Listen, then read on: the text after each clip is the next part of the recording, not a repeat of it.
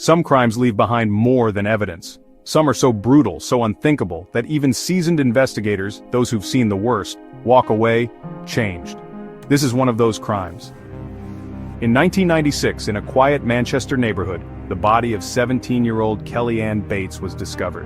What the investigators found would disturb even the most hardened among them.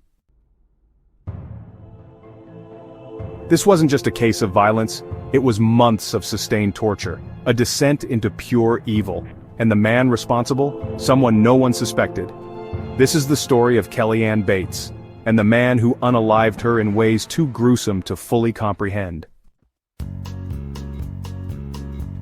A story not just about what happened, but why it was allowed to happen, and what it tells us about the darkness that can hide in plain sight. Kellyanne Bates was just 17, smart, athletic, full of life. She loved swimming, music, and laughing with her friends. Her teachers described her as bright and confident. Her parents called her their joy. Born in Hattersley, Greater Manchester, she grew up in a close-knit family. There was no early warning that her life would end so violently, but, you know, like many teenagers, Kelly had secrets. And one of those secrets would change everything. When she was just 14, Kelly met a man. He told her he was 32. In truth, he was nearly 50. His name, James Patterson Smith. From the start, the relationship was odd, secretive, hidden. Kelly didn't tell her parents his real age. She insisted they were just friends. But within months, she was sneaking out to see him. And before anyone could stop it, she moved in with him. James Patterson Smith was on the surface unremarkable, unemployed, quiet, a bit of a loner. He had a history of failed relationships, but no criminal record, nothing to suggest he was capable of extreme violence. But Smith had a dark pattern. In his previous relationships, ex-girlfriends described him as controlling. He would isolate them, degrade them, use manipulation and fear. One ex said he tried to drown her. Another said he beat her when she disagreed with him. None of these women ever pressed charges. There were no formal complaints. And so Smith remained under the radar, until Kelly. When she moved in, everything changed. She stopped seeing friends. She left school. She grew distant from her family. Her parents tried to intervene. They begged her to come home. But Smith convinced her that they didn't understand, that they were trying to ruin her life. In reality, he was dismantling her life, piece by piece. Over the next few months, Kelly disappeared from public view. Neighbors rarely saw her. When they did, she had bruises, which she explained away. I fell. I bumped into something, classic phrases used by victims of abuse. Kelly's family grew increasingly worried. They called, they visited. Each time, Smith made excuses. She's sleeping, she's gone out, she doesn't want to talk right now.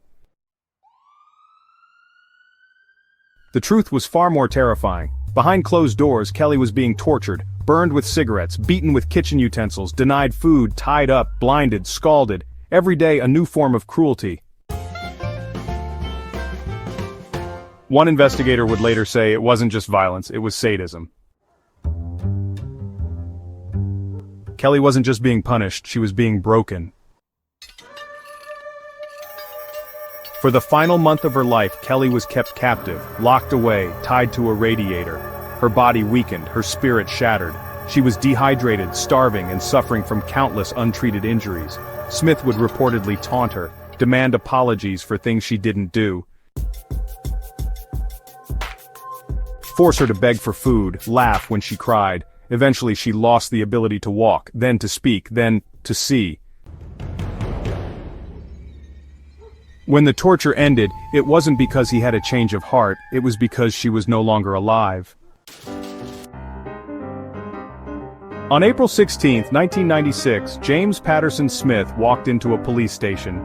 He calmly stated that his girlfriend was dead, and that it was an accident. Police rushed to his home. What they found inside shocked even the most experienced officers. Kelly's body was found in the bathtub. She had over 150 separate injuries, burns, bruises, scars, cuts. She had a broken arm, crushed kneecaps, and stab wounds. Her eyes had been gouged out, days before she passed. The pathologist would later say, "In 25 years of practice, I have never seen injuries like these." Investigators wept. One had to step outside the house to vomit. This wasn't a spontaneous attack, it was a prolonged campaign of torture, and it had happened in a quiet neighborhood, under everyone's noses. Smith was immediately arrested, but he denied everything. He claimed Kelly enjoyed rough play, that she hurt herself, that it was a tragic misunderstanding. Police didn't buy it. The evidence told a different story. There were bloodstains throughout the house, restraints, implements used in torture, signs of long-term abuse, not just a one-time act. Kelly's diary entries recovered later showed a descent into despair. "I want to leave, but I can't. He'll find me. I'm scared."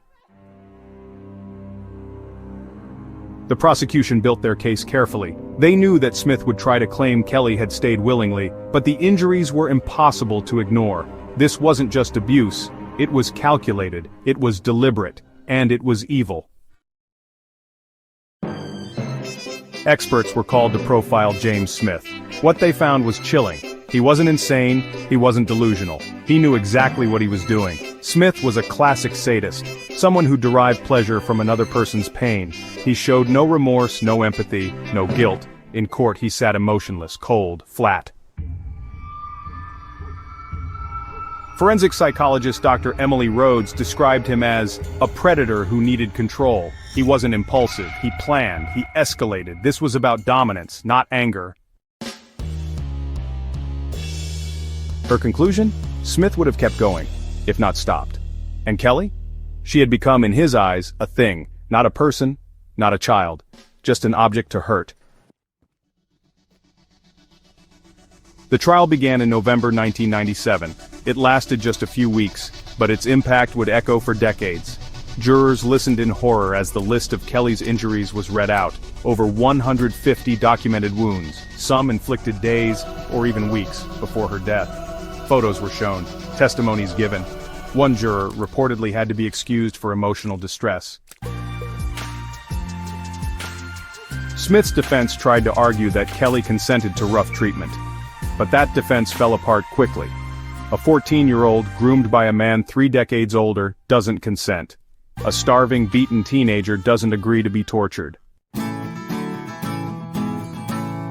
The jury deliberated for less than an hour. Verdict guilty. Smith was sentenced to life in prison. The British public was outraged, not just at Smith, but at the system. How could a teenage girl disappear for months without anyone intervening? How could a man with a history of abuse slip through the cracks? The press dubbed it the most brutal crime in modern British history. Kelly's story became a symbol, a warning sign, and a call to action. Debates erupted about grooming laws, about better protections for young people, about how schools, police, and communities can fail, even when the signs are there. Kellyanne Bates didn't get to finish school, didn't get to grow up, didn't get to live, but her story changed lives. Her parents, Margaret and Tommy, began campaigning for abuse awareness. They spoke at schools, warned about grooming and manipulation, and shared their daughter's story, so no one else would suffer the same fate. Today her name is included in training materials for social workers, police, and educators. She is remembered, not for how she died, but for who she was. In telling stories like Kelly's, we confront the darkest parts of humanity, but we also honor the victims. We refuse to let them be forgotten, and we educate ourselves, so we can recognize the signs, stop the predators, and speak out for those who can't. Kellyanne Bates was loved, she mattered, and her story will not fade. If this story moved you, help keep Kelly's memory alive. Subscribe to the channel, share this documentary, and comment your thoughts below. Because when we remember the victims and learn from their stories, we make the world just a little bit safer. Stay curious, stay aware. And as always, thank you for watching.